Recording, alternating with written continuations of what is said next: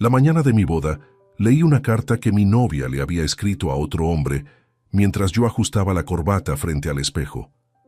La doblé sin decir una sola palabra, la guardé en el bolsillo del traje y caminé hasta el altar a esperarla. Lo que hice después fue lo más frío y calculado que he hecho en mis 47 años de vida. Antes de continuar, suscríbete al canal, activa la campanita, porque todos los días tenemos nuevas historias. Deja tu like y cuéntanos en los comentarios desde qué ciudad nos estás viendo. Me llamo Adrián Montes Quintero, 47 años, ingeniero civil de estructuras con más de 20 años de carrera en proyectos de infraestructura. El tipo de hombre que revisa 2 veces los cálculos antes de firmar un plano, que confía en los números porque los números no improvisan. Eso creía yo. El 8 de junio de 2023, amaneció seco y caluroso en Valladolid, uno de esos sábados de principios de verano en los que el sol lleva horas trabajando antes de que la mayoría de la gente abra los ojos. Había dormido 3 horas escasas, no exactamente por nervios, sino por esa vigilia extraña que tienen los días grandes, cuando el cerebro se niega a soltar el hilo de lo que viene, aunque el cuerpo ya no pueda más. Llegué al Salón Encinar a las 8:45 de la mañana. La ceremonia estaba programada para las 12. Quería revisar el arco floral, confirmar que la mesa de firmas estuviera en el lugar correcto, asegurarme de que nada faltara. Llevo 2 décadas comprobando que los detalles no fallen antes de que las cosas sucedan. Ese día no iba a ser diferente. Valentina Ruiz Pascual y yo llevábamos 2 años de noviazgo y 3 meses de preparativos. La conocí en una cena de trabajo en el otoño de 2021, presentados por un colega de proyecto. Ella era técnica en gestión logística, inteligente, precisa, con una manera de hablar que daba peso a cada conversación. Me enamoré con la lentitud propia de los hombres de mi edad, sin arrebatos, pero con convicción real. A los 47, uno no se mueve por impulso. Uno evalúa, sopesa y decide. Yo decidí que quería compartir lo que me quedaba de vida con ella. Entré al salón por la puerta lateral del personal. Saludé a Inés Gallardo, la coordinadora del evento, 36 años, tablilla de notas en la mano. Le pregunté por las flores del arco. Ya llegaron a las 8 en punto, me dijo, frescas y perfectas, todo según lo acordado. Le agradecí y seguí hacia el interior. El salón estaba vacío y en silencio. Las sillas blancas dispuestas en 2 bloques perfectos, el pasillo central despejado, la luz de la mañana entrando oblicua por los ventanales del lado este. Olía a azahar y a madera barnizada. Hay algo extrañamente solemne en un salón de bodas antes de que llegue nadie, cuando el espacio todavía no carga con el peso de las expectativas ajenas. Revisé la mesa de firmas, todo en orden. Empecé a girar para volver hacia la entrada. Entonces lo vi. Un papel doblado en el suelo junto a la silla colocada a la derecha del arco. Era el lugar que Inés había reservado para Valentina, donde descansaría unos minutos antes del inicio. El papel era blanco, tamaño folio, doblado en 3 partes con precisión. Pensé que era alguna nota de la coordinadora o quizás la lista de invitados que alguien había dejado caer sin darse cuenta. Me agaché, lo recogí. Sentí el peso del papel en los dedos. Liviano. El tipo de liviano que tienen las cosas antes de que uno sepa lo que contienen. Lo abrí. La letra era de Valentina. La reconocí antes de terminar de desdoblar el papel. Ese modo suyo de inclinar levemente las vocales hacia la derecha, la manera en que la V larga tiene siempre un pequeño trazo ascendente al final. Había visto esa letra en notas pegadas en la nevera, en tarjetas de cumpleaños, en los márgenes de los presupuestos que revisábamos juntos los domingos. Leí: Hoy me caso y solo pienso en ti. Ojalá fueras tú el que me espera en ese altar. Siempre tuya. Leí el resto. No era larga. 12 líneas escritas a mano esa misma mañana. Tinta azul, papel sin membrete. Decía que lo amaba desde hacía años, que había intentado olvidarlo, que casarse con otro hombre no cambiaba lo que llevaba dentro, que le escribía porque necesitaba sacarlo del pecho aunque él nunca lo leyera, porque a veces es la única manera de seguir cargando con ciertas cosas. Al final, la firma, su nombre, y debajo, una sola palabra: Germán. Permanecí de pie en ese salón vacío con el papel entre las manos. No sé cuánto tiempo pasó. El tiempo hizo esa cosa que hace cuando recibe un impacto que no esperaba. Se dilata y se aplana al mismo tiempo. Oí el zumbido del aire acondicionado en el techo. Escuché el ruido seco de mis zapatos sobre el parquet cuando di un paso hacia atrás. Sentí el calor del papel entre los dedos como si tuviera temperatura propia. No lloré, no grité, no rompí nada. Soy ingeniero de estructuras. Cuando una estructura muestra señales de fallo, lo primero que se hace no es reaccionar. Lo primero que se hace es evaluar el daño completo, documentar cada grieta y después decidir. Reaccionar antes de evaluar es lo que convierte un fallo controlable en un derrumbe total. Doblé la carta como la había encontrado. 3 pliegues limpios. La guardé en el bolsillo interior izquierdo del traje, el único que tenía cierre. Respiré. Miré el arco de flores blancas al fondo del salón. Pensé en Nicolás, mi hijo de 23 años, que llegaría en menos de una hora con la corbata mal anudada como siempre, cargando la cámara que había comprado especialmente para ese día. Pensé en los 142 invitados despertando en sus casas y hoteles. Pensé en los 17.800 euros que había transferido 3 semanas antes para cerrar la reserva del salón. Y tomé una decisión, no por debilidad ni por miedo al escándalo, sino porque un papel en el bolsillo de un marido vale infinitamente más como prueba que el mismo papel usado para montar una escena en la puerta del salón, porque si Valentina quería entrar al matrimonio con una carta para otro hombre, iba a descubrir que yo también sabía exactamente cómo se documenta un fallo estructural antes de proceder al derribo. Me puse frente al espejo del pasillo de entrada, ajusté el nudo de la corbata. El hombre que me devolvió la mirada ya no era el mismo que había entrado al salón 20 minutos antes. A las 9:15 llegaron los primeros empleados del catering. Yo los saludé con una sonrisa.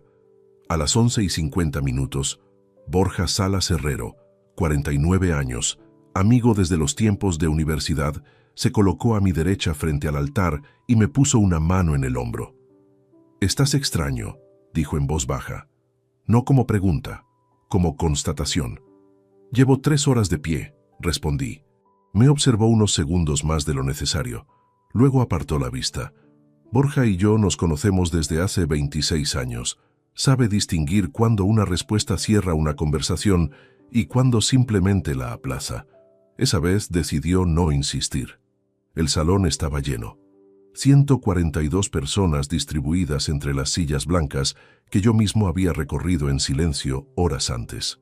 Había flores en cada extremo de los bancos, luz suave entrando desde los ventanales del este, el murmullo discreto de las conversaciones que siempre preceden a estos actos.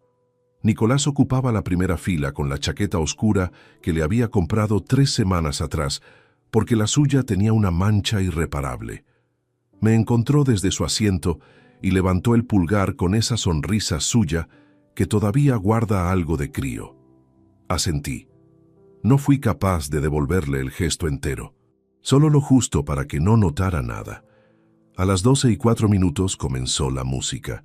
Valentina entró del brazo de su padre, Emilio Ruiz Castellano, 71 años, hombre callado y recto al que siempre había respetado. Llevaba un vestido de corte recto, el pelo recogido hacia atrás, los pendientes de perla que yo le había regalado el día de su último cumpleaños. Caminaba despacio, mirando hacia el altar. Me miró a mí. Sonrió. Sostuve esa mirada con todo el control disponible, que en aquel momento era considerable, porque el dolor ya había descargado su primer golpe horas antes en ese salón vacío. Lo que quedaba en el pecho no era urgencia de llorar, sino algo más parecido al hormigón en las primeras horas.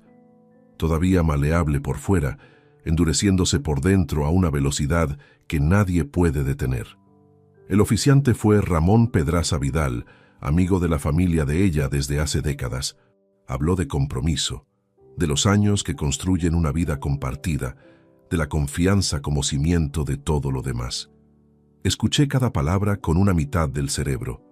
Con la otra repasaba lo que tenía. una carta escrita esa misma mañana, tinta azul, 12 líneas, firmada con un nombre que no era el mío. No era un recuerdo antiguo ni un arrebato pasajero. Era presente activo. Era presente mientras yo estaba a metros de distancia, ajustándome el nudo de la corbata sin saber nada. Cuando llegaron los votos, Valentina habló primero. Su voz salió firme y sin titubeos. Las palabras eran exactamente las que habíamos acordado juntos semanas atrás, revisadas en voz alta un domingo por la mañana en la cocina, mientras tomábamos café. Habló de lealtad, de respeto, de construir algo que resistiera el paso del tiempo.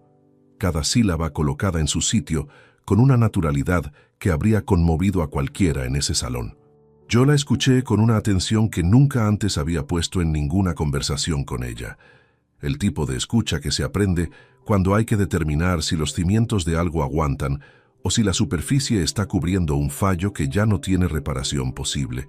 Luego me tocó a mí. Dije mis votos completos, voz estable, ojos sobre ella, sin saltarme una línea. No porque quisiera prolongar ninguna ilusión, sino porque 142 personas y una cámara de vídeo estaban registrando a un hombre que actuó con plena buena fe hasta el último segundo.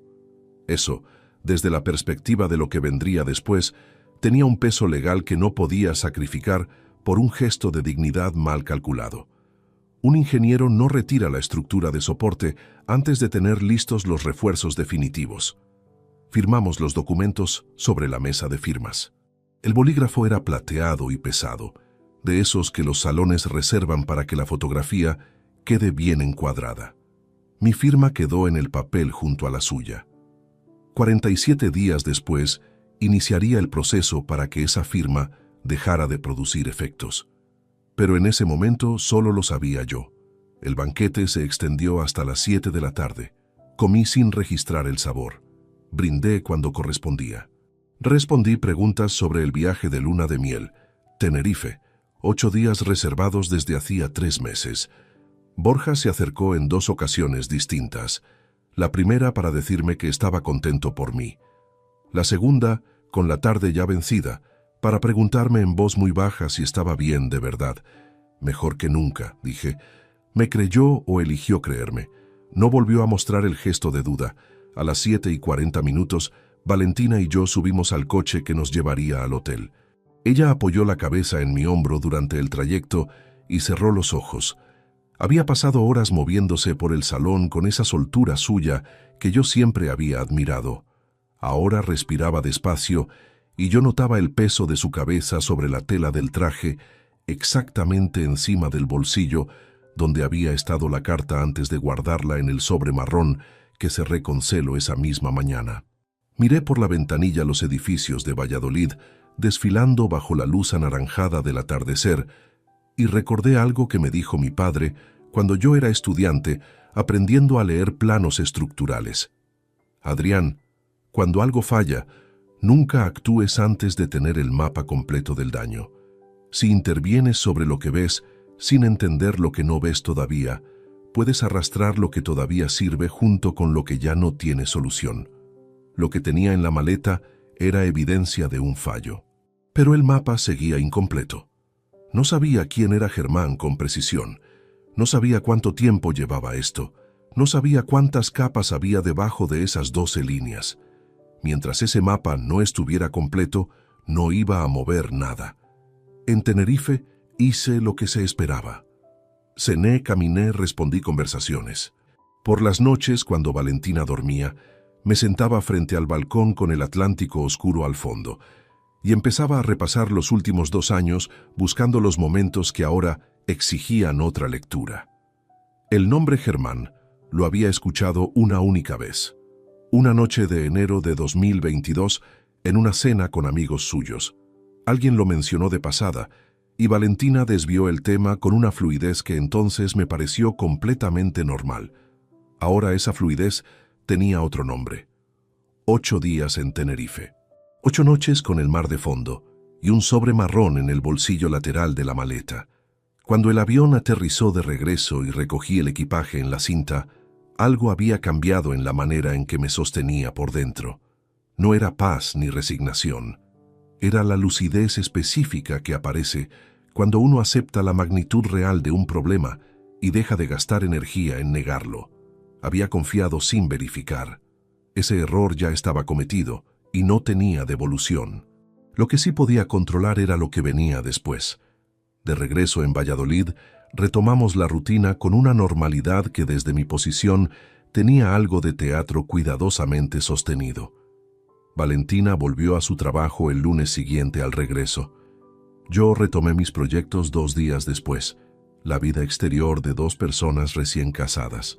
El tercer día desde que volvimos, mientras desayunábamos, Valentina abrió su bolso y empezó a revisarlo con esa concentración específica de quien busca algo que sabe que debería estar ahí. Sacó la cartera, el estuche de maquillaje, el llavero, un sobre pequeño con recibos. Volvió a meter todo. Volvió a abrir. No dijo nada. La observé desde el otro lado de la mesa sin apartar los ojos del periódico que sostenía. Pasé 2 páginas sin leer una sola línea. Esa misma tarde la escuché llamar a Inés Gallardo. La conversación duró 4 minutos y la mantuve en la periferia auditiva mientras revisaba unos planos sobre la mesa del estudio con la puerta entreabierta. Valentina preguntó si entre los objetos recogidos tras el evento había aparecido una hoja suelta, quizás debajo de una silla cerca del arco. Inés debió responder que no, porque Valentina insistió brevemente describiendo el papel como una lista de cosas personales, nada importante, pero me gustaría recuperarla si aparece. Una lista de cosas personales, nada importante. Guardé esa frase en un lugar preciso de la memoria, donde se conservan los detalles que todavía no tienen su sitio completo, pero que tarde o temprano lo encuentran. Los días siguientes Valentina revisó 2 veces más el bolso grande que había llevado el día de la boda. Abrió el neceser de viaje de Tenerife con una minuciosidad que no cuadraba con buscar crema solar. En ningún momento me preguntó si yo había visto algo en el salón aquella mañana. Eso también era información. Una persona que pierde una lista de la compra pregunta a todos los que estuvieron cerca. Una persona que pierde algo que no puede nombrar solo busca en silencio. El sobre marrón con la carta estaba guardado dentro de un archivador azul en el armario de mi despacho, entre documentos de obra. El archivador tenía etiqueta: Proyecto Ribera Norte, fase 2. Nadie que no fuera yo lo abría. Empecé a trabajar con lo que tenía. Germán, sin apellido en la carta, sin referencia precisa. Solo un nombre al cierre de una despedida y el peso de años que alguien había decidido no soltar, aunque se comprometiera con otro. Recordé la cena de enero de 2022 en casa de Paloma Duarte, 44 años, compañera de Valentina. Unas 12 personas alrededor de una mesa, conversaciones que se cruzaban, el tipo de noche en que uno escucha fragmentos de vidas ajenas sin retenerlos. Cerca del postre, una mujer llamada Susana había dicho algo del tipo: ¿Y Germán sigue en Madrid? Valentina respondió con una sola frase breve y pasó a otro tema antes de que yo pudiera preguntar quién era. En ese momento no vi ninguna razón para insistir. Ahora esa noche volvía entera con una nitidez completamente distinta. Conclusiones provisionales. Germán había estado en Madrid al menos en los primeros meses del noviazgo. Era conocido por personas del entorno laboral de Valentina. Tenía suficiente presencia en ese círculo como para aparecer con naturalidad en una sobremesa. Llamé a Borja el miércoles de la segunda semana. Quedamos a comer en el restaurante Los Caños, mesa del fondo. Le conté lo esencial sin mostrarle la carta, solo los hechos. Había encontrado algo el día de la boda que necesitaba entender antes de actuar. Le pedí que no hiciera preguntas todavía. Borja me observó unos segundos con esa expresión suya que combina preocupación real con respeto absoluto hacia los ritmos ajenos. ¿Estás seguro de que quieres saber el resto?, preguntó. Necesito el mapa completo antes de mover nada, respondí. Asintió despacio. Dime qué necesitas. Le pedí que averiguara discreta y pausadamente si en el entorno laboral de Valentina alguien conocía a un Germán con vínculos en Madrid. Sin urgencia, sin preguntas directas. Solo prestar atención si el nombre aparecía de manera natural en alguna conversación. Borja aceptó sin exigir más contexto. Al volver esa tarde, Valentina estaba en la cocina con música en el altavoz pequeño que siempre usa cuando cocina. Un bolero instrumental que había escuchado cientos de veces en ese piso. Me preguntó si prefería pasta o arroz. Le dije que lo que ella hubiera elegido estaba bien. Me instalé en el sofá con el correo del trabajo mientras el olor a ajo dorado se extendía por el pasillo. Era una escena completamente cotidiana. 12 líneas de tinta azul separaban esa imagen de todo lo que había sido antes. Durante los días siguientes, revisé mentalmente los 2 años de noviazgo con la distancia analítica que da saber algo que entonces no sabía. Identifiqué 5 momentos que en su momento dejé pasar y que ahora exigían otro encuadre. El primero. En marzo de 2022, Valentina recibió una llamada mientras cenábamos fuera. Se levantó de la mesa para contestar y tardó 9 minutos. Al volver, dijo que era Lorena con un problema de trabajo. El segundo, ese mismo verano canceló una escapada de fin de semana que llevábamos un mes planeando alegando un contratiempo laboral. 3 semanas después, supe por un comentario casual que ese fin de semana había estado en Madrid por una reunión que surgió de última hora. El tercero, en septiembre de 2022, encontré un contacto en su teléfono cuando me pidió que buscara el número de la ferretería. El nombre era solo una inicial y un apellido. No pregunté nada. Seguí buscando lo que me había pedido. El cuarto, en enero de 2023, pasó 2 noches seguidas durmiendo mal. Me dijo que tenía un proceso complejo en la empresa. Lo acepté sin profundizar, porque yo mismo atravesaba el tramo más exigente de un proyecto en esas semanas. El quinto fue el más transparente en retrospectiva. Una tarde de marzo de 2023, 2 meses y medio antes de la boda, la encontré terminando una conversación por mensaje con una expresión que tardó 3 segundos en neutralizarse al verme entrar. 3 segundos. En ese momento, los atribuí al agotamiento de los preparativos. Ahora sabía exactamente lo que eran. 5 momentos repartidos en 2 años. 5 señales que no fueron invisibles. Yo simplemente elegí no buscarlas porque no tenía motivo para hacerlo. Esa fue la primera vez que me senté frente a mi propio error con la honestidad que requería. No había sido traicionado únicamente por Valentina, también por mi propia certeza de que lo que veía era la totalidad de lo que existía. Eso no me convertía en responsable de nada, pero tampoco me permitía ignorarlo. El mapa seguía sin completarse. Faltaba la pieza central, saber exactamente quién era Germán Ibáñez y qué dimensión real tenía todo aquello más allá de 12 líneas escritas una mañana de junio. Esa pieza tardó 10 días más en aparecer. Borja me llamó el jueves de la 3ª semana desde que regresamos de Tenerife. No usó el móvil habitual ni me dejó mensaje escrito. Me llamó desde un teléfono fijo del bar donde desayuna los jueves, cosa que no hacía desde que éramos estudiantes, y necesitábamos cierta privacidad para hablar de algo sin dejar rastro. Ese solo gesto ya era información suficiente. Quedamos esa misma tarde en el Parque del Pisuerga, junto al embarcadero de madera que siempre está desierto entre semana pasadas las 5. Borja llegó antes que yo, manos en los bolsillos con esa expresión específica de quien carga algo que no le resulta cómodo entregar. Se sentó a mi lado. Guardó silencio casi 1 minuto completo. Luego habló. Germán Ibáñez Crespo, 44 años. Trabaja en una consultoría de logística en Madrid. Se conocieron en la universidad en Salamanca. Fueron pareja 4 años, entre el 98 y el 2002. Hice el cálculo en segundos. Valentina tenía 43. Cuando esa relación comenzó, rondaba los 18 o 19 años. Cuando terminó, 23. Primera pareja seria. El tipo de historia que marca los bordes de una persona de una manera que las siguientes relaciones no siempre logran borrar del todo. ¿Cómo llegaste a él?, pregunté. Paloma Duarte, la colega suya de la cena de enero del 22. Coincidimos el martes en una inauguración. Introduje el nombre de manera indirecta, sin urgencia. No tardó 10 segundos en ubicarlo. ¿Qué dijo exactamente? Borja cruzó los brazos antes de responder que fueron inseparables en la carrera, que él se marchó a Madrid al terminar los estudios y que la distancia acabó con la relación formalmente, pero que nunca habían cortado del todo. Esas fueron sus palabras exactas. Nunca habían cortado del todo.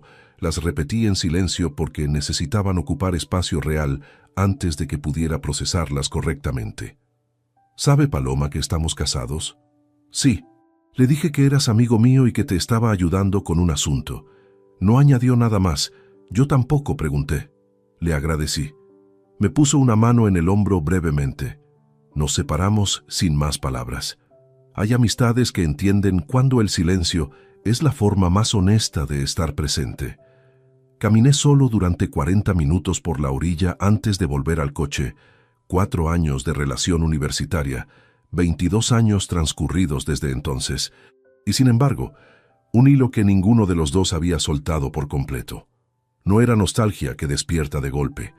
Era una conexión sostenida con cuidado durante décadas, mantenida activa mientras ella construía un noviazgo de 2 años conmigo, planificaba una boda, firmaba documentos con mi apellido a continuación del suyo. Al llegar a casa, Valentina leía en el sofá con las piernas recogidas. Me preguntó si había comido algo. Le dije que sí. Una conversación de 30 segundos antes de que me retirara al estudio con la excusa del correo pendiente. Saqué el archivador azul. Abrí el sobre marrón. Leí la carta por segunda vez desde el 8 de junio. La primera lectura había sucedido en estado de impacto agudo, de pie en un salón vacío, con el corazón funcionando a una velocidad que todavía recordaba físicamente. Esta segunda lectura fue otra cosa, lenta, metódica, buscando capas que la urgencia inicial no había permitido examinar. Una frase en particular cambió de significado completamente. He intentado olvidarte durante años. Pensé que casarme era la manera de cerrar algo que nunca terminé de cerrar bien. La primera vez, eso fue una puñalada directa. La segunda vez fue una cronología. No hablaba de semanas ni de meses de duda previa a la ceremonia. Hablaba de años. El matrimonio no era un punto de partida entusiasta. Era un intento consciente de clausura de algo que ella misma reconocía no haber logrado cerrar nunca. Una decisión tomada no desde la plenitud, sino desde la necesidad de poner límites a algo que se negaba a terminar solo. Consideré si Germán sabía que ella se casaba ese día. La carta no tenía saludo ni destinatario visible. Era la escritura de alguien que vuelca algo hacia afuera sin certeza de que llegará a ojos ajenos. Podía ser un texto que nunca pensó enviar. Podía ser un ritual privado que guardaba en el bolso, como quien necesita nombrar lo que carga antes de cruzar un umbral sin retorno. La intención de enviársela o no era secundaria en este punto. Lo que importaba era que esas palabras existían, escritas esa mañana, con fecha implícita en cada línea. Cerré el sobre con el mismo cuidado con que lo había abierto. Lo devolví al archivador. Apoyé los codos sobre el tablero de la mesa y permanecí inmóvil mirando la madera.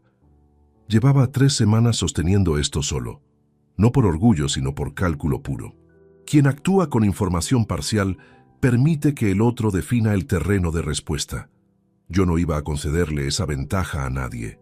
Pero esa noche, por primera vez desde el salón vacío, el peso de lo que cargaba se hizo físico de una manera que no había sentido antes. Una presión detrás del esternón que no cedía con la respiración. Había construido 2 años enteros con alguien que durante ese mismo tiempo había estado en algún nivel que solo ella conocía en su totalidad, en otro lugar. No completamente presente, no completamente mía. No era rabia lo que sentí. La rabia requiere energía que ya no estaba dispuesto a invertir en algo que no fuera funcional. Era la diferencia entre el cálculo sobre papel y la medición real sobre el terreno. Siempre existe un margen entre ambos. Lo que determina si un proyecto es viable o inviable es si ese margen resulta absorbible o si destruye todo lo que se había levantado encima.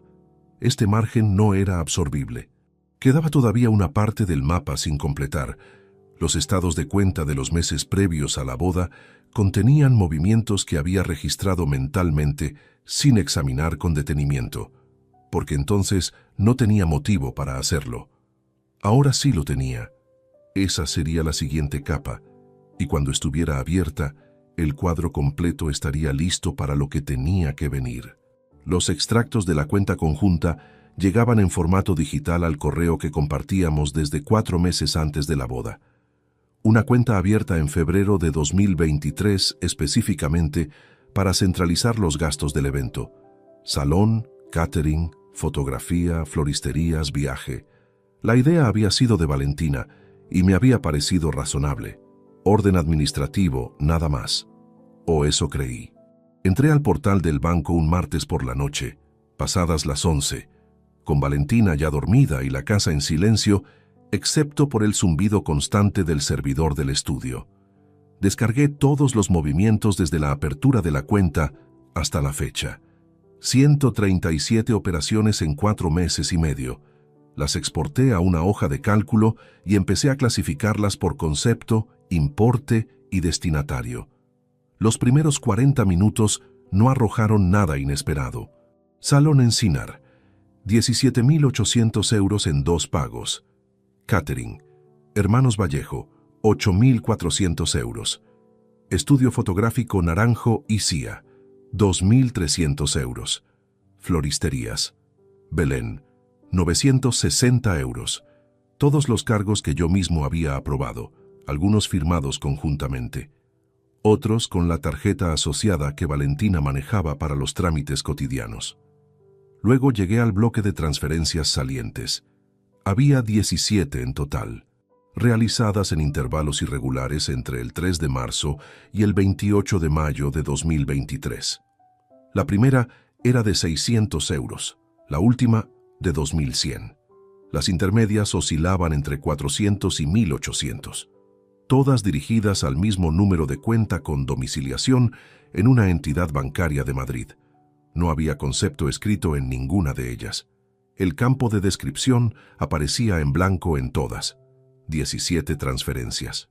Suma exacta, 18.400 euros. Me recosté en la silla y observé la pantalla sin moverme durante un tiempo que no registré con precisión. El ventilador del portátil funcionaba a una cadencia regular. Desde el pasillo llegaba el silencio de una casa dormida. 18.400 euros transferidos desde una cuenta conjunta de gastos de boda hacia una cuenta en Madrid, sin concepto declarado, durante los 3 meses previos a la ceremonia. Una cuenta cuyo titular tendría que determinar. Anoté el número completo en una hoja aparte. Luego imprimí los extractos relevantes, los metí en una carpeta nueva y los guardé detrás del archivador azul, con el mismo orden con que archivo los planos de obra. Cronológico, numerado, sin elementos sueltos. Esa noche no dormí más de 2 horas. No por angustia, sino porque el cerebro, cuando recibe un input de esa magnitud con estructura verificable, no abandona el procesamiento, aunque el cuerpo reclame descanso. Revisé 3 veces los cálculos. Las sumas cuadraban cada vez. A la mañana siguiente me levanté antes que Valentina. Preparé café, recogí el periódico del buzón, lo dejé sobre la mesa. Cuando ella entró a la cocina con el pelo todavía suelto y los ojos entrecerrados por el sueño, le pregunté si quería tostadas. «Con tomate», dijo. Las preparé. Le serví el café con la cantidad exacta de leche que siempre prefiere. Desayunamos frente a frente durante 20 minutos. En ningún momento parpadeé antes de tiempo. Esa tarde llamé a Borja y le pedí un favor diferente al anterior. Necesitaba saber si existía manera de identificar al titular de un número de cuenta bancaria sin tener acceso a los sistemas internos del banco. Borja estudió empresariales y lleva años en el sector financiero. Sabe dónde están los límites de lo que es posible. Su respuesta llegó en menos de 1 hora. Sin una orden judicial o una denuncia formal previa, acceder a esa información directamente es imposible por vía privada. Pero hay un camino alternativo. Un abogado especializado puede incluir esa solicitud dentro de una demanda civil si hay indicios documentados de perjuicio económico. El juzgado requiere entonces al banco que identifique al titular. Eso significaba que necesitaba abrir el proceso legal antes de obtener esa información específica, no al revés. Necesito un abogado, dije. ¿Matrimonialista o civil? Los dos a la vez, si es posible. Borja tardó 48 horas en conseguirme el contacto de Marisol Fuentes Rueda, 46 años, abogada con despacho en la calle Santiago, especializada en derecho matrimonial y patrimonial. Borja la conocía por una separación que había gestionado para un colega suyo 3 años atrás. Su referencia fue breve y concreta. Meticulosa, discreta, no pierde el tiempo. La llamé ese mismo jueves. Concerté cita para el lunes siguiente. El fin de semana transcurrió con una superficie doméstica completamente ordinaria. El sábado fuimos a cenar con Emilio Ruiz, el padre de Valentina, y su segunda mujer, Concepción Bravo, a un restaurante del centro. Conversación pausada sobre el trabajo de cada uno. Algún comentario sobre el calor de ese julio. Emilio me preguntó por un proyecto que le había mencionado meses atrás. Le respondí con detalle porque era información real, y hablar de trabajo me mantenía en un registro en el que no necesitaba calcular cada expresión. Al volver, Valentina dijo que su padre parecía contento con nosotros. Asentí y entré al baño. Me apoyé en el lavabo con las 2 manos y observé mi propio reflejo durante unos segundos.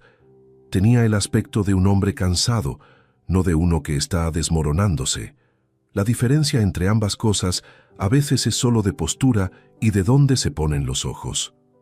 El domingo por la tarde, mientras Valentina llamaba a Lorena desde la habitación, abrí por última vez la hoja de cálculo. Verifiqué que todo estuviera correcto. Imprimí una copia adicional y la guardé en el maletín que llevo al trabajo, en el compartimento interior con cierre de cremallera. El lunes a las 10 tenía cita con la abogada. Iba a entrar a ese despacho con una carta original, 17 extractos bancarios, 5 episodios documentados en notas escritas a mano y 22 años de historia ajena reconstruida a partir de una conversación de sobremesa y una frase que Borja había traído del otro lado de la ciudad. No era poco, pero lo que más pesaba no era el material. Era la certeza, ya sin fisuras, de que lo que había creído estar construyendo durante 2 años había tenido desde el principio una grieta en el núcleo que nadie me había señalado y que yo no había tenido la precaución de buscar. La cita con Marisol Fuentes no era el final de nada. Era el momento en que el diagnóstico dejaba de ser privado y empezaba a tener consecuencias verificables. El despacho de Marisol Fuentes Rueda estaba en un segundo piso de la calle Santiago, en un edificio de fachada discreta que no tenía placa visible desde la calle. Solo un portero automático con el nombre de la firma grabado en una plaquita de metal pequeña. El tipo de lugar al que no se llega por azar, sino por recomendación de alguien que conoce la diferencia entre un abogado competente y uno en quien también se puede confiar. Llegué a las 10:05. La sala de espera tenía 3 sillas tapizadas en gris, una planta alta junto a la ventana y ninguna revista sobre la mesa baja. El silencio era de los que se construyen con intención, no de los que aparecen por descuido. Marisol salió a recibirme exactamente a las 10. 46 años, estatura media, traje azul oscuro, el pelo corto, recogido sin adornos. Apretón de manos firme y seco. No hubo intercambio de cortesía antes de entrar al despacho y sentarnos frente a frente. Hablé durante 20 minutos sin interrupción. Le entregué la carpeta con los 17 movimientos bancarios impresos. Le describí las circunstancias en que había encontrado el papel sobre el parquet del salón la mañana del 8 de junio y le mostré una copia del documento original. Ella leyó cada página con una concentración metódica que no dejaba escapar ningún detalle, sin expresión que adelantara ninguna conclusión. Cuando terminé, levantó los ojos del último folio. ¿Cuándo firmaron el acta matrimonial? El 8 de junio de este año. ¿Cuánto tiempo de convivencia formal desde entonces? 53 días contando hoy. Anotó ambos datos sin comentario. Luego preguntó si la apertura de la cuenta conjunta había sido suscrita por los dos o únicamente por ella. Le expliqué que ambos habíamos firmado el contrato en la entidad, pero que la tarjeta asociada para operaciones del día a día la gestionaba Valentina de manera exclusiva desde el principio. Marisol colocó el bolígrafo sobre el bloc. Se apoyó ligeramente hacia atrás en el respaldo y habló con la misma cadencia con que se expone un diagnóstico cuando los datos ya no admiten matices favorables. Tiene usted dos vías posibles. La primera es la nulidad matrimonial por dolo.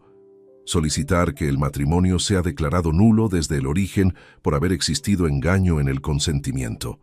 Es una vía procesalmente más larga y más exigente en términos probatorios, con resultados menos previsibles.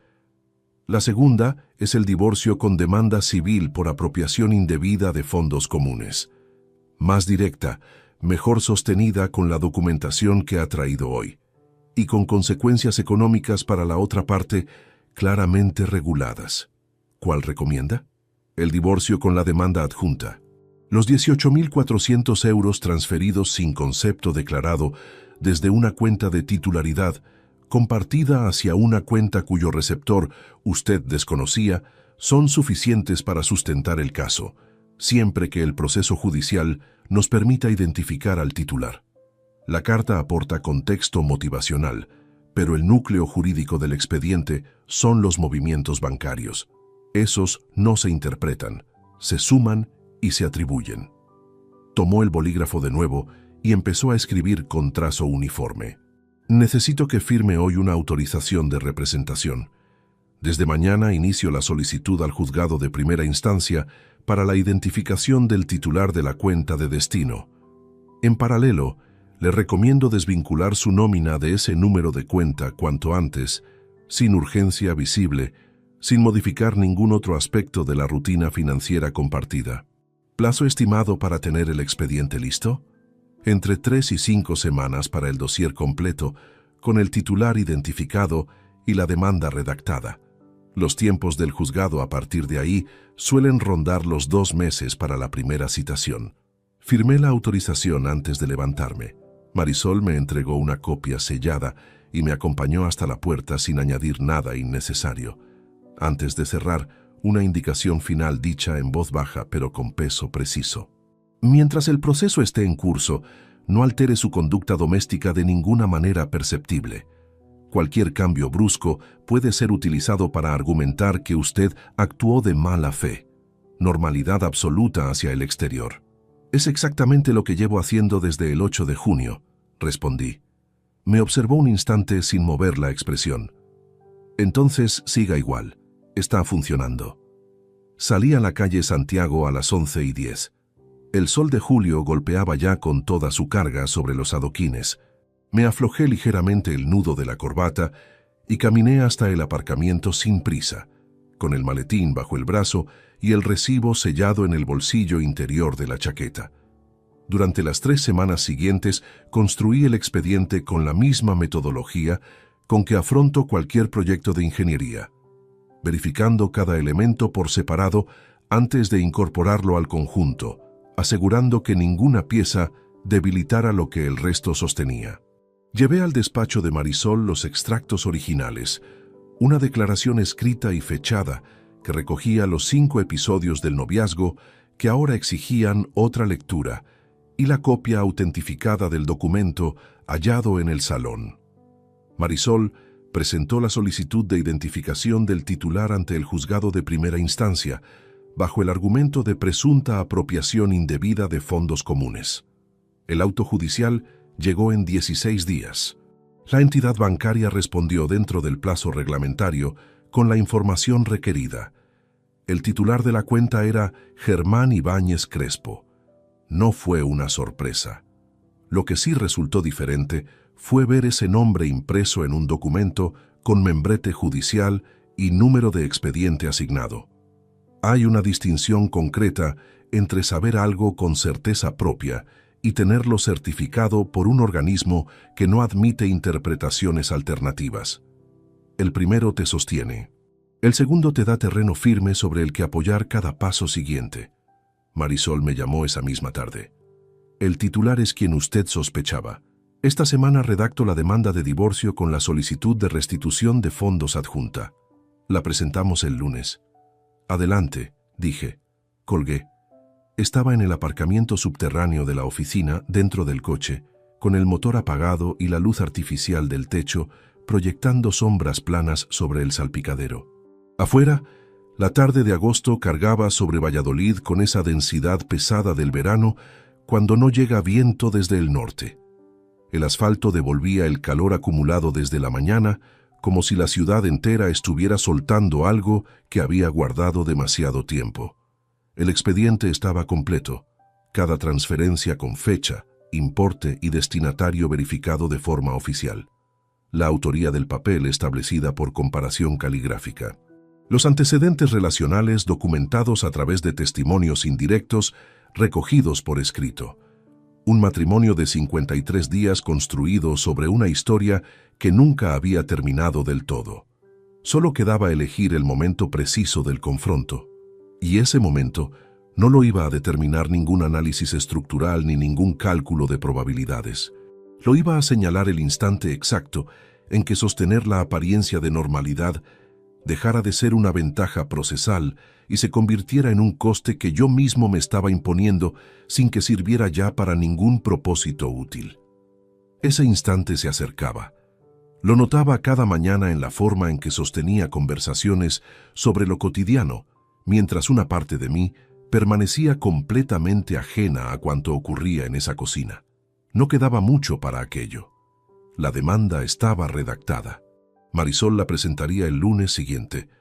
Lo que me separaba del confronto ya no era información incompleta ni material insuficiente, sino únicamente el tiempo que necesitaba el sistema judicial para recibir el escrito y asignarle número de registro. Quedaban 4 días. 4 días de mantener una apariencia doméstica que llevaba semanas costándome más de lo que cualquier proyecto de ingeniería me había exigido nunca. No por las palabras, que con la práctica se vuelven mecánicas, sino por la energía constante que consume sostener una postura sin que el cuerpo la traicione. La mandíbula apretada a horas que no corresponden, el silencio ligeramente más largo de lo natural antes de responder a algo banal, la distancia milimétrica que se instala en los gestos cotidianos cuando la mente habita otro lugar. El viernes anterior a la presentación de la demanda, trabajé desde el estudio de casa por la mañana.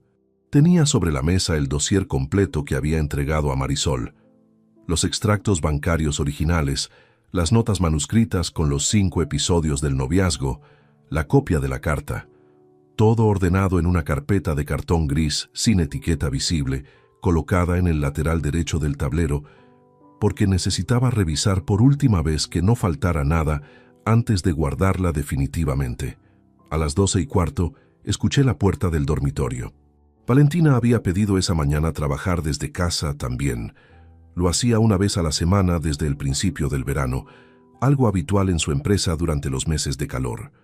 Entró al estudio sin llamar, como siempre había hecho. Iba a preguntarme algo sobre el almuerzo. Lo deduje por el tono antes de que terminara la frase.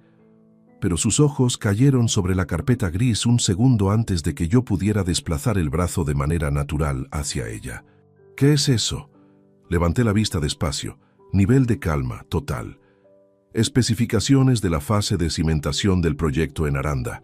Me las enviaron anoche y necesito revisarlas antes del lunes. La observé sostener la mirada sobre la carpeta exactamente 3 segundos. Luego volvió a mirarme. ¿Comes en casa? Sí, lo que tengas. Asintió y salió. Sus pasos cruzaron el pasillo hacia la cocina. Esperé hasta escuchar el sonido del grifo antes de coger la carpeta y guardarla en el maletín con el cierre de cremallera bajo el segundo plano de los documentos de obras reales. No fue un momento de alivio. Fue la confirmación de que el margen de riesgo había aumentado por el simple acto de descuidar la posición de un objeto sobre una superficie. Un error que no podía permitirme repetir en los días que quedaban. Comimos sin incidencias. Valentina habló de una compañera de trabajo con la que tenía una desavenencia menor sobre un reparto de tareas. Yo escuché y respondí lo suficiente para que la conversación siguiera su curso sin interrupciones. El aceite del sofrito olía a laurel y a pimentón. La luz del mediodía entraba recortada por la persiana bajada a la mitad. Por la tarde salí a caminar sin destino durante 1 hora larga. El calor de agosto en Valladolid aplasta con una horizontalidad sin sombra que en otro momento me habría resultado agobiante. Esa tarde la agradecí. Hay algo en el calor físico intenso que obliga al cuerpo a ocuparse de sí mismo y deja la mente en un estado de suspensión que se parece al descanso aunque no lo sea del todo. Volví a las 6:30. La voz de Valentina llegaba desde la habitación con la puerta casi cerrada. Llamada telefónica. Reconocí el tono que usa con Lorena porque tiene una cadencia específica, más relajada en la sintaxis, con pausas más largas. Me detuve en el pasillo sin adentrarme, apoyado en la pared lateral, con el par de llaves todavía en la mano. No hice ningún gesto deliberado de escucha. Simplemente no me moví. Ya está todo bastante calmado. Creo que lo peor ha pasado. Silencio.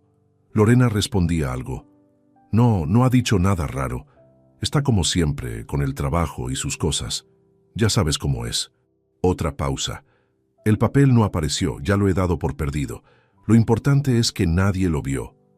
Bajó ligeramente el volumen en las últimas palabras, no por prudencia, sino por el tono específico de quien dice en voz alta algo que solo necesita escuchar otra persona de confianza. Crucé el pasillo hacia la cocina sin hacer ruido innecesario. Me serví un vaso de agua. Lo sostuve con las dos manos sobre el fregadero y miré por la ventana el patio interior del edificio. Una maceta con geranios marchitos, una bicicleta encadenada a la barandilla, la pintura descascarada de la pared de enfrente. Lorena Cano Vidal sabía. No era una suposición que se apoyaba en una sola frase. Era la confirmación de una complicidad que había funcionado en silencio durante meses. Valentina no hablaba así con alguien que desconoce el contexto. Esa conversación era de dos personas que compartían la misma información desde antes, que ya no necesitaban explicarse nada porque el marco de referencia era común y conocido. Lo que Lorena sabía con exactitud era algo que yo no podía determinar desde afuera. Podía saber del papel, podía saber de Germán, podía saberlo todo desde mucho antes de la boda. Pero lo que sí era indiscutible era que había estado presente en algún nivel de ese secreto y que en ningún momento, en ninguna de las veces que coincidimos durante los preparativos o en la propia ceremonia, había dicho una sola palabra que me orientara hacia ninguna parte. Había dos tipos de silencio ante la traición ajena, el de quien no sabe y el de quien sabe y elige no intervenir porque proteger al propio vínculo tiene más peso que cualquier otra consideración. Lorena había elegido el segundo. Eso la colocaba en un lugar distinto al de Valentina, pero no en un lugar neutro. Esa noche, después de cenar, cuando Valentina ya había entrado a ducharse, saqué el bloc de notas del cajón del escritorio. En la última página, debajo de los 5 episodios del noivazgo que ya tenía registrados, escribí una línea nueva. Lorena Cano Vidal. Cómplice por omisión deliberada. Sin fecha de inicio conocida. Guardé el bloc. Cerré el cajón. El lunes siguiente Marisol presentaría la demanda. El reloj de esa fase ya había comenzado y nada de lo que ocurriera dentro de ese piso en los días restantes iba a alterar su marcha. Pero el nombre de Lorena ya formaba parte del expediente personal que yo llevaba en la cabeza. No como pieza jurídica, como dato de contexto que determina, cuando llega el momento de establecer distancias definitivas, a quién se aleja uno y por qué razón exacta. Esa claridad no llegó con rabia. Llegó con la frialdad específica de quien ha terminado de trazar los límites de un perímetro y ya no necesita revisar si están bien puestos. Estaban. La demanda quedó registrada en el juzgado de primera instancia el lunes 28 de julio de 2023 a las 9:40 de la mañana. Marisol me envió el acuse de recibo por correo al mediodía con un mensaje de 3 líneas: número de expediente, nombre del juzgado asignado, fecha estimada de primera citación. Nada más. No hacía falta nada más. Guardé el correo en una carpeta de la bandeja de entrada que había etiquetado como Proyecto Reestructuración y continué con el informe de carga que tenía sobre el tablero. Desde ese momento el proceso tenía autonomía propia. Marisol llevaría el ritmo procesal. Yo solo debía mantener lo que llevaba semanas manteniendo. una rutina exterior sin grietas visibles. Lo que no había calculado con precisión era el coste acumulado de esa exigencia sobre un cuerpo que ya llevaba 2 meses sin descanso real. Las noches de agosto se habían vuelto difíciles de una manera específica. No era insomnio declarado, sino una vigilia intermitente. Dormía 4 o 5 horas, despertaba sin razón aparente y permanecía tumbado en la oscuridad, escuchando la respiración pausada de Valentina a mi lado. En esos minutos, entre la madrugada y el amanecer, el control que durante el día funcionaba de manera casi automática cedía ligeramente, y lo que quedaba debajo no era rabia, sino algo más parecido al agotamiento profundo de quien ha estado sosteniendo peso durante demasiado tiempo sin soltar ni un segundo. Algunas de esas noches me levanté, iba al estudio, encendía solo la lámpara del escritorio y me sentaba sin abrir ningún documento. Solo estar en otro cuarto, respirar un aire que no compartía con nadie en ese momento, ya suponía una diferencia que el cuerpo agradecía con una intensidad que me resultó sorprendente la primera vez que lo noté. El almuerzo familiar del domingo 10 de agosto lo propuso Valentina a principios de semana. Su padre Emilio, Concepción, Nicolás, ella y yo. Un restaurante del centro al que Emilio era aficionado desde hacía años, con una terraza cubierta, que en verano funciona bien cuando el calor cede hacia el mediodía. No tenía motivo estructural para rechazarlo. Fui. La mesa estaba reservada a la 1:30. Llegamos todos con escasos minutos de diferencia. Nicolás apareció el último, con la chaqueta que no había usado desde la boda arrugada en los hombros y el pelo sin peinar de una manera que en otro momento me habría sacado una sonrisa. Se sentó frente a mí. Pedimos. La conversación se repartió entre los temas habituales de esa clase de almuerzos: el trabajo de Emilio en la gestoría, los planes de Concepción para el otoño, la reforma que Nicolás seguía postergando en su piso. Yo hablé lo suficiente, participé en los momentos que correspondía, bebí agua. El calor de agosto aplastaba la terraza cubierta con una densidad que hacía el aire un poco más espeso de lo que resultaba cómodo. Fue durante los postres. Valentina lanzó el comentario con una ligereza que cualquiera en esa mesa habría interpretado como observación afectuosa de esposa reciente. Últimamente Adrián está muy en su mundo, muy callado, muy encerrado en el trabajo. Hay que llamarle 2 veces para que conteste. Sonrió mientras lo decía. Emilio asintió con comprensión.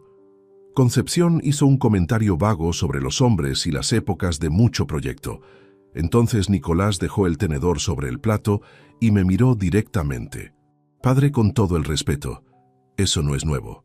Siempre has sido el que ponía el trabajo por delante mientras la vida ocurría a tu alrededor sin que te enteraras. El silencio que siguió duró quizás 4 segundos. Emilio miró hacia la calle. Concepción removió el café. Valentina sostuvo una expresión neutra que yo no fui capaz de interpretar con claridad, porque en ese momento tenía los ojos puestos en mi hijo, 23 años. La convicción específica de esa edad de que la franqueza sin filtro es una virtud, sin comprender todavía que la misma frase cambia completamente de peso según el momento en que se coloca y el contexto que quien la escucha está cargando en ese instante. No respondí. Tomé el vaso de agua, bebí despacio y continué en la conversación general, como si la frase hubiera pasado sin dejar huella visible. Pero sí la dejó. No porque fuera injusta en abstracto. Yo había trabajado mucho durante los años que Nicolás creció. Había llegado tarde a demasiadas cenas, había postergado demasiados fines de semana, había estado presente físicamente en muchos momentos sin estarlo del todo. Eso era cierto, y no tenía ningún argumento honesto con el que rebatirlo en términos generales. Lo que sí era completamente ajeno a la realidad era el momento y el escenario que Valentina había facilitado para que esa frase cayera en público. Decirla en una mesa familiar mientras ella observaba con una expresión que esperaba mi reacción no era franqueza de hijo preocupado. Era un golpe colocado en el único lugar en que yo no podía defenderme sin revelar lo que todavía no debía revelar. Valentina lo sabía, no sé si Nicolás lo sabía. Esa diferencia importaba. Al volver a casa por la tarde caminé durante 40 minutos por el paseo del Espolón antes de subir.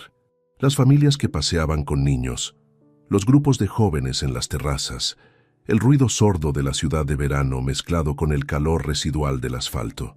En algún punto del recorrido, me senté en un banco frente al río y estuve inmóvil unos minutos, con las manos apoyadas en las rodillas. Pensé por primera vez desde junio en la posibilidad de no confrontar. Simplemente gestionar el divorcio desde la distancia, trasladarme a otro domicilio, dejar que el proceso judicial siguiera su marcha sin el peso añadido de una escena final. Había gente que lo hacía así, que prefería la limpieza quirúrgica a la exposición del confronto directo. Permanecí con esa idea el tiempo necesario para reconocerla honestamente. Luego la descarté, no por necesidad de venganza, sino porque Valentina merecía saber que yo encontré ese papel una mañana de junio, y que lo que vino después fue exactamente lo que vine construyendo durante semanas, mientras ella cenaba frente a mí y dormía a mi lado, convencida de que nadie sabía nada. Merecía sostener eso, y yo necesitaba decírselo en persona, mirándola, sin urgencia y sin ruido, para poder cerrar ese capítulo sin ningún fleco suelto que me siguiera años después. La decisión estaba tomada desde antes. Ese banco junto al río solo me la confirmó. Volví al piso a las 8 menos cuarto. Valentina preparaba algo en la cocina con la radio encendida. Me saludó desde el pasillo. Le respondí. Me cambié de ropa en el dormitorio y me instalé en el sillón del estudio con un libro que no llegué a leer.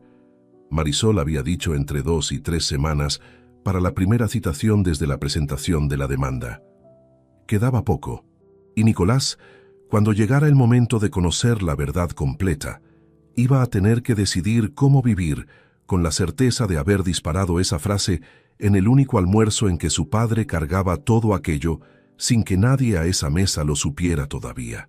Eso también tendría su propio desenlace. Más adelante, a su tiempo. El miércoles 20 de agosto de 2023, Marisol me llamó a las 6 de la tarde.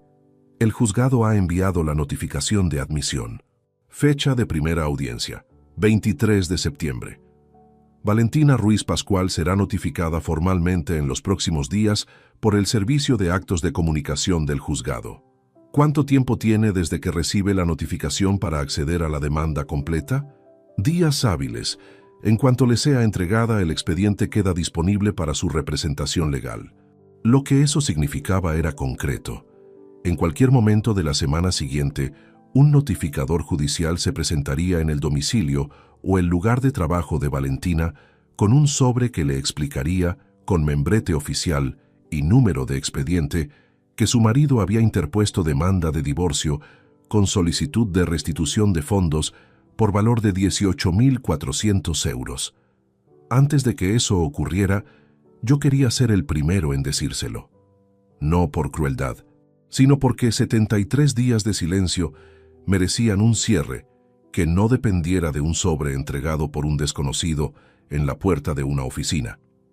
Esa noche, Valentina llegó a casa a las 8 menos cuarto con una bolsa del supermercado y la agenda del trabajo bajo el brazo. La escuché entrar desde el estudio, cerré el portátil, fui al salón y coloqué 3 cosas sobre la mesa de comedor antes de que ella llegara al pasillo. La carta original, dentro de una funda de plástico transparente. Los 17 extractos bancarios impresos, grapados en orden cronológico. La primera página de la demanda de divorcio, con el número de expediente y el nombre del juzgado asignado en la parte superior. Valentina entró al salón con la bolsa todavía en la mano. Sus ojos fueron directamente a la mesa. Se detuvo. El silencio duró 4 segundos exactos. ¿Qué es esto? La voz salió sin inflexión reconocible, ni pregunta real ni reacción genuina. Solo palabras de relleno mientras el cerebro procesaba lo que los ojos ya habían entendido. Lo que parece, dije. Dejó la bolsa en el suelo. Se acercó. Cogió la funda de plástico con 2 dedos, como si el contacto con el material le resultara de algún modo distinto al que esperaba. ¿De dónde ha salido esto? Del suelo del salón encinar, a las 9:45 de la mañana del 8 de junio, junto a tu silla, antes de que llegara nadie. Soltó la funda sobre la mesa. Se giró hacia mí con una expresión que reconocí antes de que hablara. Era la expresión de quien todavía evalúa si existe algún ángulo desde el que el problema pueda manejarse. Eso es privado. No tenías ningún derecho a leerlo. Era un papel en el suelo de un salón donde yo estaba. Sin nombre, sin sobre. No había ningún marcador externo de privacidad. Sabes perfectamente a quién iba dirigido. Lo supe cuando lo leí. Dio 2 pasos hacia la ventana y luego volvió. El movimiento de quien necesita cambiar el espacio físico porque el que ocupa se ha vuelto demasiado estrecho. Fue un momento de debilidad, una carta que nunca pensé enviar. No significa lo que tú estás interpretando. No respondí de inmediato. Señalé los extractos bancarios sobre la mesa. Eso también fue un momento de debilidad. Fijó la vista en los papeles. La velocidad con que procesó lo que representaban fue visible en la manera en que la mandíbula se tensó levemente antes de volver a hablar. Las transferencias eran para cubrir un gasto que no quería mezclar con la cuenta principal. 17 transferencias a lo largo de 3 meses a una cuenta a nombre de Germán Ibáñez Crespo, sin concepto declarado, desde una cuenta abierta conjuntamente para los gastos de la boda. Hablé con la cadencia específica que uso cuando reviso una hoja de cálculo con un cliente. El juzgado tiene el mismo documento que tienes tú ahora mismo sobre esa mesa. El silencio que siguió fue completamente distinto a los anteriores. No era el silencio de alguien que busca un argumento de respuesta. Era el silencio de quien acaba de entender que los ángulos disponibles se han cerrado todos al mismo tiempo. Valentina se sentó en la silla más cercana. No como gesto de rendición, sino como acto mecánico del cuerpo, cuando la carga supera lo que las piernas pueden seguir sosteniendo. ¿Cuánto tiempo llevas sabiendo todo esto? Desde aquella mañana de junio. Me miró con una expresión de capas. Debajo de lo que fuera que sentía, había algo que se parecía a la incredulidad genuina de quien descubre que la persona que tenía delante no era exactamente quien creía que era. En eso teníamos algo en común. ¿Y no dijiste nada en todo este tiempo? Necesitaba el cuadro completo antes de actuar. Fue la primera decisión que tomé esa mañana. Pasaron varios segundos. Valentina apoyó los codos en las rodillas y cruzó los dedos delante de la boca.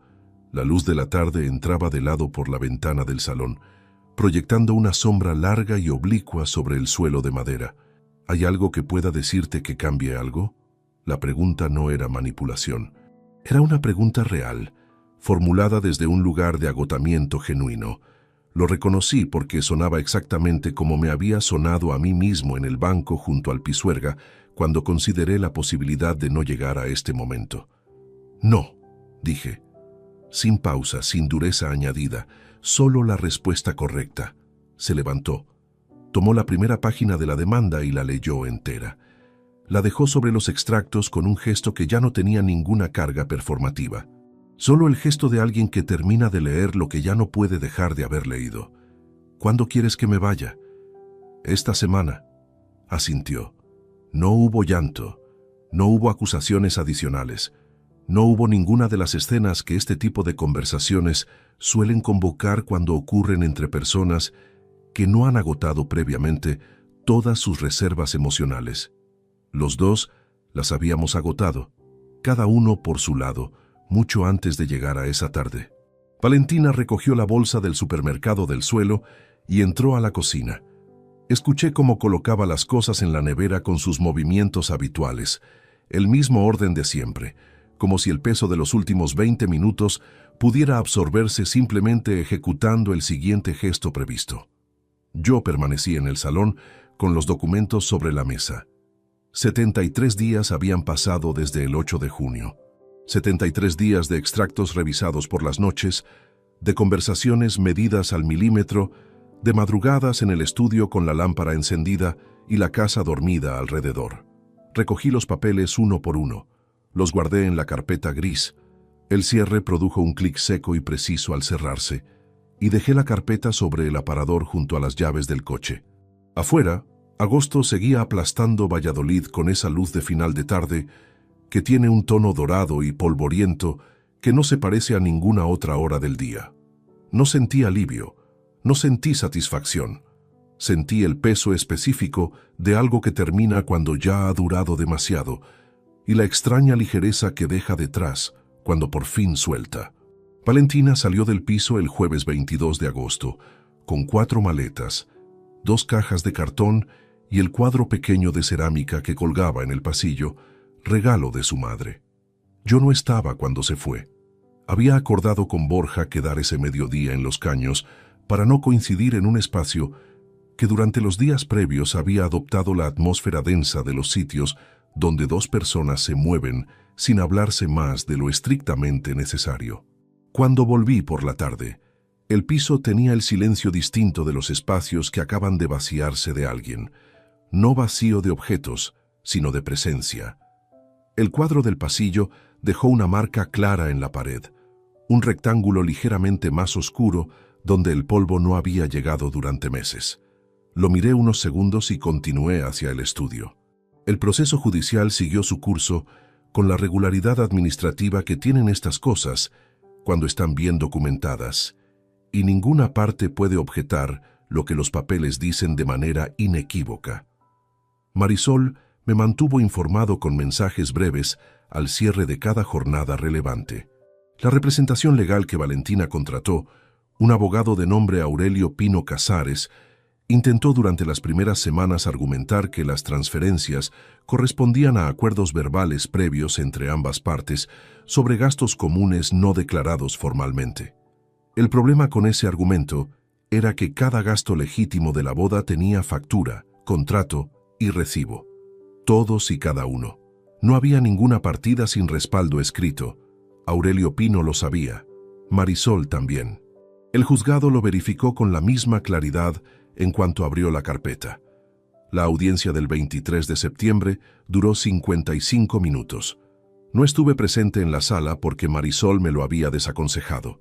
En los procedimientos de divorcio con demanda civil adjunta, la presencia de ambas partes durante la fase inicial genera tensión sin aportar ningún valor procesal. Esperé en un café a 200 metros del juzgado, con un cortado delante, y los planos de un proyecto sobre la mesa que no revisé ni una sola vez. Marisol llegó caminando sin apresurarse. Valentina ha aceptado la restitución íntegra de los 18.400 euros más las costas procesales. El divorcio quedará formalizado cuando el juez dicte la resolución en un plazo de 15 a 20 días hábiles. ¿La defensa objetó algo? Lo intentaron con el argumento del acuerdo verbal. El juez lo desestimó antes de que terminaran de desarrollarlo. Asentí, le agradecí. Nos despedimos en la acera con el mismo apretón seco y firme del primer día en la calle Santiago. La transferencia de restitución llegó en 3 tramos entre octubre y noviembre. 18.400 euros exactos, fraccionados por acuerdo entre los representantes legales. El último tramo entró el 4 de noviembre. Cerré el portal del banco y no volví a abrir esa sección del sistema durante el resto de la semana. Lorena Cano Vidal intentó llamarme una vez, el segundo sábado de octubre. No respondí. Me envió un mensaje 2 días después que leí una sola vez y no contesté. No era rencor lo que me detenía. Era la certeza de que cualquier conversación con ella partiría de un terreno donde yo tendría que fingir que su silencio cómplice era una variable menor, y no estaba dispuesto a invertir energía en eso. Borré el mensaje, eliminé su número. No hubo ningún gesto dramático en ese acto, solo la economía básica de quien cierra puertas que no llevan a ningún lugar útil. Nicolás tardó 3 semanas en saber la verdad completa. Me llamó el martes 7 de octubre. Había hablado con Borja, que le había explicado lo esencial sin entrar en detalles que no le correspondía dar. Su voz tenía una textura diferente a la habitual, más contenida, más cuidadosa con cada palabra. ¿Por qué no me dijiste nada? Porque no era el momento. Padre, lo que dije en ese almuerzo, lo sé. Silencio breve al otro lado. Dije algo que no debí decir sin saber lo que tú estabas cargando en ese momento, sin conocer nada de lo que estaba pasando. Lo que dijiste era cierto en términos generales. Trabajé demasiado durante años que no se recuperan. Eso no cambia porque el contexto de aquel domingo fuera el que era. Pero no era ni el momento ni el lugar. No, no lo era. Otro silencio. Nicolás esperaba una apertura, una señal de que la conversación nos devolvía a un territorio conocido. Yo no la di porque no sería honesto darla. ¿Podemos quedar?, preguntó finalmente. Cuando quieras, respondí. Pero quiero que entiendas algo antes. Lo que dijiste ese domingo en ese contexto delante de esa gente, mientras yo llevaba semanas sosteniendo todo aquello solo, no desaparece porque ahora conozcas la historia completa. Entiendo que no sabías, pero la ignorancia no borra el peso de la frase en el instante exacto en que cayó. No hubo crueldad en cómo lo dije, solo precisión. Significa que soy tu padre y seguiré siéndolo. Si necesitas algo, llamas.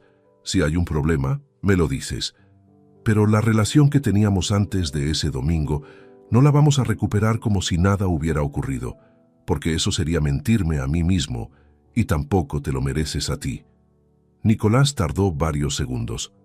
De acuerdo, dijo. No con resignación, sino con la voz de alguien que acaba de entender que hay consecuencias que no se deshacen con una disculpa, por sincera que sea. Quedamos 2 semanas después en un bar del centro. Hablamos de su trabajo, de asuntos concretos y sin carga emocional añadida. Pagué yo. Nos despedimos en la puerta con un abrazo breve. Él me sostuvo un segundo más de lo habitual. Caminé hacia el aparcamiento sin girarme. Las obligaciones de padre las cumplí con la misma regularidad de siempre. Llamadas cuando correspondía, disponibilidad ante asuntos reales, presencia en las fechas que no admiten ausencia. Pero la intimidad, esa cosa específica que se construye durante años a través de los gestos pequeños, y la confianza que no necesita demostración continua, no volvió. Y Nicolás, en cada encuentro, lo sabía. Lo notaba en la temperatura exacta de mis respuestas, en el espacio que yo dejaba siempre, ligeramente más abierto de lo que antes habría dejado. Ese era el aprendizaje, no el castigo. Aprender que las palabras en los momentos equivocados dejan marcas que no siempre admiten reparación completa, y que la buena intención posterior, aunque real y apreciada, no opera como borrador. La resolución judicial del divorcio llegó el 16 de octubre de 2023. El matrimonio había durado 47 días. El invierno llegó a Valladolid ese año con la puntualidad exacta que tienen los cambios de estación cuando uno no está pendiente de otra cosa. Las mañanas de noviembre traían una niebla baja que se pegaba a los puentes sobre el Pisuerga y borraba los bordes de los edificios hasta que el sol de las 10 la disolvía despacio. Yo lo observaba desde la ventana del estudio mientras esperaba que el café enfriara lo suficiente para beberlo. La vida exterior había recuperado su forma habitual con una facilidad que en los primeros días me resultó casi extraña. El trabajo siguió con la misma densidad de siempre. Reuniones de obra, revisión de planos, visitas a proyectos en distintos puntos de la provincia. Los lunes tenía reunión de equipo a las 9. Los jueves comía habitualmente con Borja. Los fines de semana hacía lo que siempre había hecho cuando no había nada urgente que gestionar. Leer, caminar, ocupar las horas de una manera que no requería justificación ante nadie. Eso último era nuevo. No en el sentido de que antes tuviera que rendir cuentas de cada hora, sino en el sentido de que había desaparecido ese peso difuso que genera la presencia constante de alguien con quien se comparte un espacio sin compartir ya nada verdadero por dentro. Un peso que uno no identifica con claridad hasta que cesa, y el cuerpo registra su ausencia como quien nota por primera vez que llevaba semanas cargando algo innecesario en los bolsillos. Dormía entero. Eso fue lo primero que cambió de manera perceptible. Después de meses de vigilias cortadas y madrugadas en el estudio con la lámpara encendida, el sueño volvió con una solidez que casi resultó sorprendente las primeras noches. No placidez exactamente, sino descanso real, el tipo que sucede cuando la mente no tiene ningún frente abierto, procesándose en silencio mientras el cuerpo finge descansar. Valentina me escribió una vez. Fue el martes 4 de noviembre, el mismo día en que llegó el último tramo de la restitución. No sé si la coincidencia fue consciente o fortuita. El mensaje era breve. Decía que había estado pensando en lo ocurrido y que quería hablar cuando yo considerara que había suficiente distancia, que no pedía nada concreto. Solo hablar. Lo leí una vez. No respondí. No por rabia acumulada ni por el placer específico de dejar un mensaje sin respuesta, sino porque no había ninguna conversación posible con ella que pudiera aportarme algo que no tuviera ya, o que no hubiera decidido ya no necesitar. Ella había tenido 73 días de oportunidades, mientras yo dormía a su lado con una carta guardada en un archivador azul. El tiempo para hablar era cualquiera de esas noches, no el martes 4 de noviembre. Borja me preguntó una vez en diciembre cómo estaba de verdad. Le dije que bien. Él me observó con esa expresión suya que combina escepticismo afectuoso con respeto real hacia lo que uno decide no abrir. Bien como quien dice bien para no hablar del asunto, o bien de verdad. Bien de verdad, respondí, con matices pero bien. Me creyó. Tenía razón en creerme porque era cierto. No era la versión entusiasta del bien. No era el bien de quien ha encontrado una perspectiva nueva y luminosa sobre todo lo anterior. Era el bien quieto y funcional de quien ha atravesado algo con la estructura intacta y está, simplemente, al otro lado. Los encuentros con Nicolás se espaciaron a un ritmo que ninguno de los dos había acordado explícitamente, pero que ambos reconocíamos como el natural de la relación que quedaba. Cada 3 o 4 semanas, un café o una comida breve. Conversaciones sobre lo concreto. Su trabajo en la gestoría donde había entrado ese otoño. Algún proyecto mío, trámites sin mayor carga. Sin profundidad forzada ni incomodidad declarada. Solo la distancia exacta de dos personas que se conocen bien y han aceptado, cada una desde su lugar, que el vínculo entre ellas tiene ahora un perímetro diferente al de antes. Nicolás no volvió a intentar recuperar el tono anterior a ese domingo de agosto.